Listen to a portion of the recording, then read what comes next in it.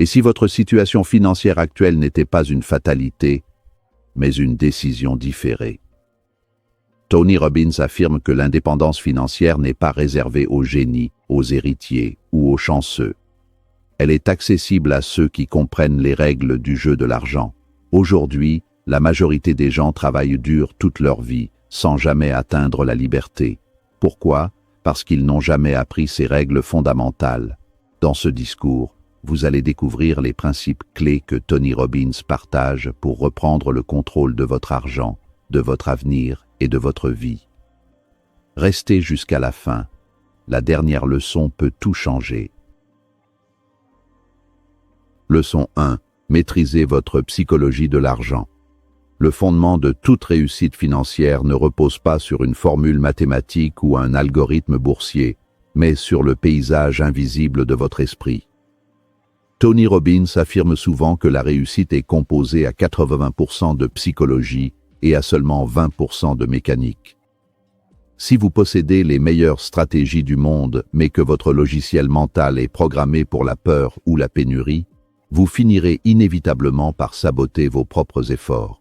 L'argent est un amplificateur. Il révèle qui vous êtes vraiment. Si vous croyez au fond de vous que l'argent est la racine de tous les maux ou qu'il rend les gens corrompus, votre subconscient agira comme un bouclier pour vous protéger de la richesse, créant des cycles d'échecs inexplicables. Pour transformer votre réalité financière, vous devez d'abord identifier vos croyances limitantes. Ce sont ces petites voix, souvent héritées de l'enfance ou de la culture environnante, qui vous murmurent que ce n'est pas pour moi ou que les riches ont eu de la chance. Ces croyances agissent comme un plafond de verre. La maîtrise de la psychologie consiste à briser ce plafond en réécrivant votre histoire intérieure. Au lieu de voir l'argent comme un fardeau ou une source d'anxiété, vous devez apprendre à le percevoir comme un outil de liberté, de contribution et d'impact. Ce changement de perspective n'est pas un luxe philosophique, c'est une nécessité biologique pour aligner votre système nerveux sur vos ambitions. La psychologie de l'argent implique également de comprendre la différence entre l'état de survie et l'état de création. Lorsque vous agissez par peur de manquer, votre cerveau se focalise sur le court terme, ce qui mène à des décisions impulsives et à une aversion excessive au risque. À l'inverse, en cultivant une mentalité d'abondance, la certitude qu'il y a suffisamment d'opportunités pour ceux qui apportent de la valeur, vous ouvrez votre champ de vision. Vous commencez à voir des solutions là où les autres voient des obstacles. C'est cette clarté émotionnelle qui permet de rester serein lors des tempêtes économiques et de garder le cap sur ses objectifs à long terme sans se laisser distraire par le bruit ambiant. Enfin, maîtriser sa psychologie signifie assumer la pleine responsabilité de sa situation actuelle. Robbins insiste sur le fait que blâmer l'économie, le gouvernement ou son employeur est une forme de démission de son propre pouvoir. En reprenant le contrôle de vos pensées et de vos émotions, vous reprenez le volant de votre destinée financière. Cela demande un entraînement quotidien, la gratitude pour ce que vous avez déjà et une ambition féroce pour ce que vous allez construire. En changeant votre thermostat financier interne, vous permettez à votre réalité extérieure de s'ajuster naturellement à ce nouveau niveau d'exigence et de confiance. Leçon 2. Payez-vous en premier. Le concept de se payer en premier est sans doute le levier le plus puissant pour quiconque souhaite passer de la survie à la richesse. La plupart des gens fonctionnent selon une logique inversée. Ils reçoivent leur salaire, paient leur loyer, leurs factures, leurs loisirs, et espèrent qu'il restera quelque chose à la fin du mois pour épargner. C'est une stratégie vouée à l'échec, car la nature humaine, régie par la loi de Parkinson, tend à augmenter les dépenses à mesure que les revenus augmentent. Se payer en premier signifie renverser totalement ce paradigme. L'investissement n'est pas ce qui reste après les dépenses, mais la toute première sortie d'argent, traitée avec la même urgence qu'un impôt obligatoire. La mise en œuvre concrète de ce principe repose sur l'automatisation. Tony Robbins souligne que la volonté est une ressource limitée. Si vous devez décider chaque mois de mettre de l'argent de côté, vous finirez par céder à une tentation ou à une urgence perçue. En automatisant un virement vers un compte d'investissement dès la réception de votre revenu, vous retirez l'émotion du processus. Vous apprenez à vivre avec le reste et, étonnamment, votre niveau de vie s'adapte très rapidement à cette nouvelle réalité. C'est ce qu'on appelle créer un système de prélèvement pour la liberté, une dîme que vous vous versez à vous-même pour construire votre futur. Ce principe n'est pas seulement une question de chiffres, c'est une déclaration de valeur personnelle. En vous payant en premier, vous envoyez un message puissant à votre subconscient. Mon avenir et ma liberté sont plus importants que mes désirs immédiats. Cela développe une discipline de fer et une estime de soi renforcée. On ne devient pas riche grâce à ce que l'on gagne, mais grâce à ce que l'on garde et que l'on fait fructifier. Même une somme modeste, si elle est prélevée avec une régularité mathématique, finit par constituer un capital de base qui servira de moteur à votre indépendance financière future.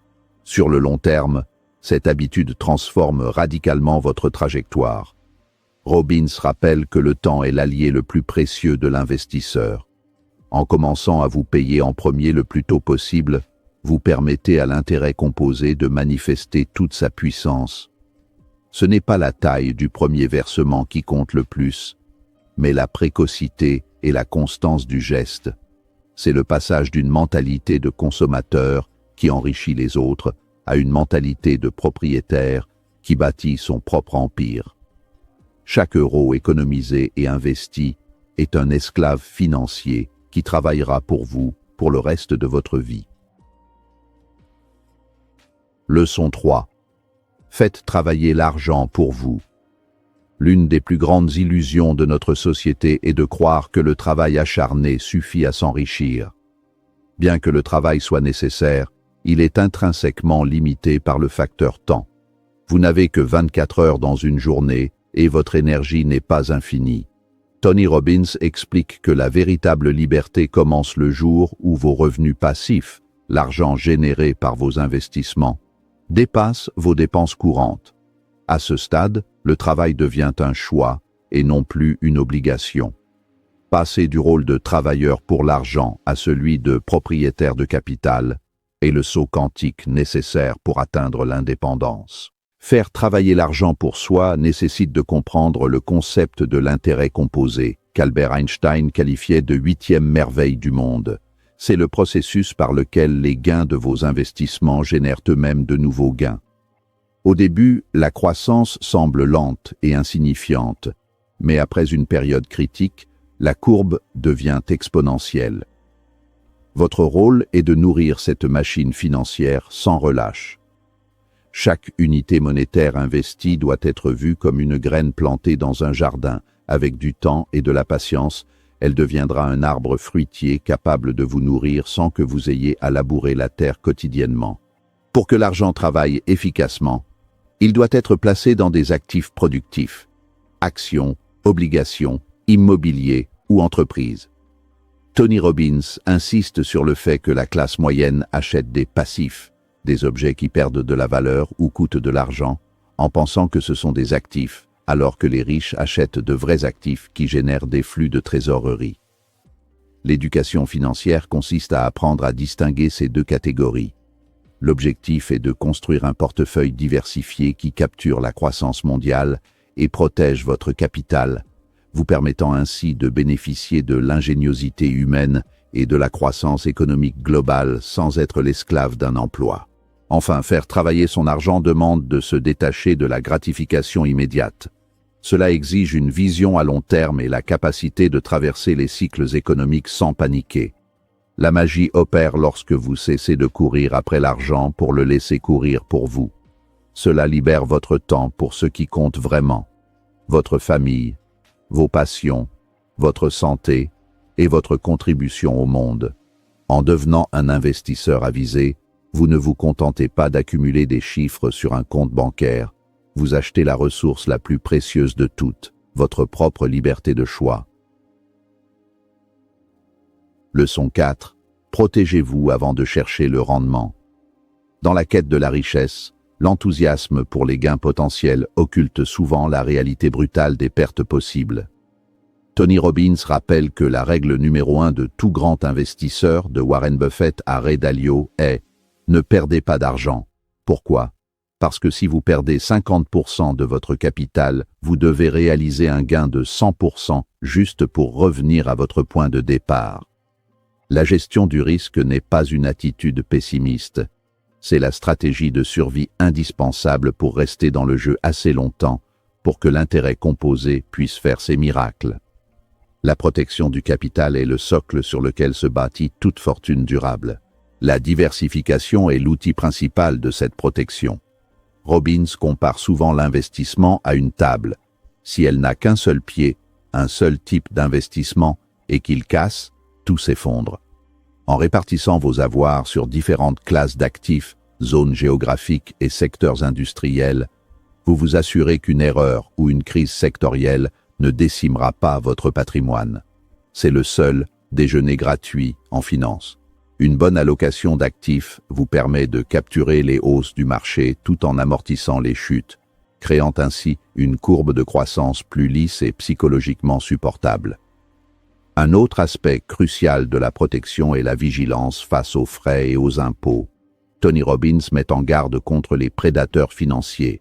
Ces frais de gestion apparemment minimes qui, cumulés sur 30 ans, peuvent dévorer jusqu'à 50% ou 60% de votre capital final. Protéger son argent signifie être un consommateur financier intelligent, privilégier les fonds à bas coût et optimiser sa fiscalité. Chaque euro économisé en frais ou en impôts est un euro qui reste dans votre machine à intérêt composé. La richesse ne se mesure pas seulement à ce que vous gagnez, mais à ce que vous parvenez à conserver après toutes les ponctions. Enfin, se protéger signifie avoir une vision à long terme pour éviter les décisions émotionnelles basées sur la peur. Les marchés financiers sont conçus pour transférer l'argent des impatients vers les patients. En ayant une stratégie de sortie claire et une réserve de sécurité, fonds d'urgence, vous ne serez jamais forcé de vendre vos actifs au pire moment, lors d'un krach boursier. La protection, c'est l'armure qui vous permet de traverser le champ de bataille financier. En sécurisant vos arrières, vous gagnez la confiance nécessaire pour attaquer les opportunités de croissance avec une sérénité que peu d'investisseurs possèdent. Leçon 5. Décidez avec clarté et agissez massivement. La différence entre ceux qui rêvent de liberté financière et ceux qui l'atteignent réside dans un seul instant, celui de la décision réelle. Tony Robbins définit une véritable décision comme le fait de se couper de toute autre possibilité que celle d'atteindre l'objectif. Ce n'est pas un « j'aimerais bien », c'est un « je vais le faire ». La clarté est la puissance. Si vos objectifs sont flous, comme « je veux être riche », votre cerveau ne saura pas comment mobiliser ses ressources. Vous devez définir précisément ce que signifie la liberté pour vous. Quel chiffre exact, à quelle date et pour quel style de vie. Cette précision transforme un désir vague en une cible magnétique. Une fois la clarté établie, l'étape suivante est l'action massive. Robbins insiste sur le fait que la connaissance n'est que de la puissance potentielle. Seule l'action est la puissance réelle. Beaucoup de gens tombent dans le piège de la paralysie par l'analyse, lisant livre après livre sans jamais investir un seul centime. L'action massive signifie ne pas attendre que toutes les conditions soient parfaites, car elles ne le seront jamais. C'est l'engagement à faire le premier pas, puis le deuxième, et à ajuster sa trajectoire en cours de route. C'est cette dynamique qui crée une force d'inertie positive, rendant vos progrès presque inévitables. L'action massive implique également une persévérance implacable. Vous rencontrerez des obstacles, des erreurs de jugement et des retournements de marché. La clé est de voir chaque échec, non pas comme une fin, mais comme une information précieuse. Si ce que vous faites ne fonctionne pas, changez d'approche, mais ne changez pas d'objectif. Tony Robbins encourage à modéliser ceux qui ont déjà réussi. Pourquoi réinventer la roue quand on peut suivre les traces de ceux qui ont déjà parcouru le chemin? En combinant une décision ferme avec une stratégie prouvée et une exécution vigoureuse, vous comprimez le temps nécessaire pour atteindre vos résultats. Enfin, l'engagement envers l'action massive doit être soutenu par un pourquoi puissant. L'argent en soi est rarement une motivation suffisante pour tenir sur le long terme. Vous avez besoin d'une raison émotionnelle profonde. Mettre votre famille à l'abri, contribuer à une cause qui vous tient à cœur ou prouver votre propre valeur. Cette raison est le carburant de votre discipline. Lorsque la clarté de votre vision rencontre la force de votre action, vous devenez une force de la nature. L'indépendance financière n'est alors plus une question de si, mais une simple question de quand. La décision de commencer est le plus grand investissement que vous ferez jamais. L'indépendance financière n'est pas un événement, c'est un processus. Tony Robbins nous rappelle que la vraie richesse, c'est la liberté de choisir comment vivre sa vie. Commencez aujourd'hui, même petit. Changez vos décisions, changez vos habitudes, et votre avenir financier changera. Si ce message vous a inspiré, passez à l'action maintenant. Parce que le meilleur moment pour devenir libre, c'est aujourd'hui.